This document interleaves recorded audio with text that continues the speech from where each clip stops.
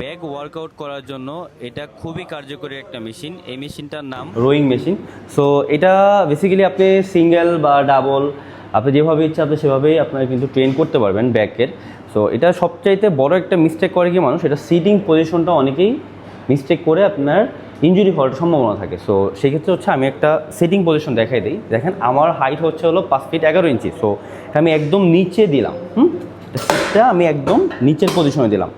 আমি একটা light weight set করছি যাতে জিনিসটা বোঝানো যায়। দেখেন আমি যদি এই অবস্থা থেকে যদি এটাকে সিঙ্গেল ট্রাই করি, তো সেই ক্ষেত্রে কিন্তু আমার শোল্ডারে চাপ লাগতেছে, কারণ আমার এটাতে শোল্ডারটা একটু উঁচা হয়ে আছে। সো আপনি আপনার হাইট অনুযায়ী এটার সিটটাকে সিলেক্ট করবেন। দেখেন আমি এটা একদম উপরেরটা না দিয়ে একটা স্টেপ নিচে দিলাম। হ্যাঁ, সো এখন আবার এটা কি একটা মজার বিষয় আছে, যেটা এই যে নিচে একটা পায়ের একটা স্ট্যান্ডিং দিচ্ছে, যেটা দ্বারা আপনারা এটা একটু সামনে এনে দেন ব্যায়াম করতে পারবেন। যারা একটু লম্বা মানুষ আছেন, একটু স্ট্রেন বেশি নেওয়ার জন্য এখানে একটা সিস্টেম করে দিয়েছে যে এটাকে সামনে বা পিছনে করা যায়। আমি একটু এটাকে গ্যাপটা একটু বেশি করে দিলাম, কারণ আমার একটু হাইট বেশি। সো যার কারণ হচ্ছে আমি এটাকে যাতে একটু ফুল স্ট্রেনতে মারা যায় এর জন্য। দেখেন আমি একটা লাইট ওয়েট নিয়েছি যাতে আমি ফুলফিলি 15টা থেকে 12টা থেকে 15টা রেপস মারতে পারি।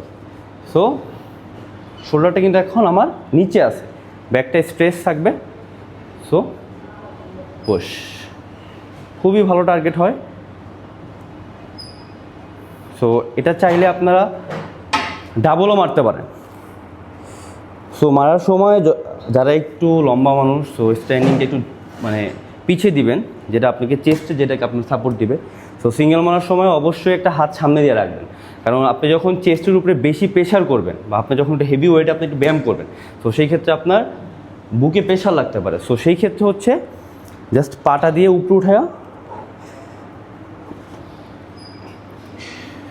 আপনার হিপটাকে কি একটু পিছনে দিয়ে পায়ের ফোর্সটাকে আপনি ইউজ করবেন। পায়ের ফোর্সটা কিন্তু আমার নিচে, হ্যাঁ, নিচের দিক থেকে, যাতে আমার বুকে প্রেশারটা না লাগে। সেই ক্ষেত্রে হচ্ছে আমি এই যে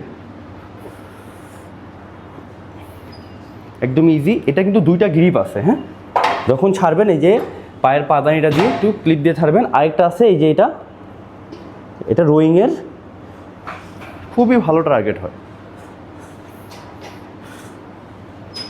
সো সবসময় এমন একটা ওয়েট সিলেক্ট করবেন যেটা দিয়ে প্রায় 12টা থেকে 15টা রেপস খুবই ইজিভাবে মারা যায়, এবং কি আপনার লাস্টে চালেটা ফেলোর সেটও মারতে পারেন। বাট কখনোই বেশি ওয়েট নিয়ে পারাপারি করে ব্যায়াম করলে আপনার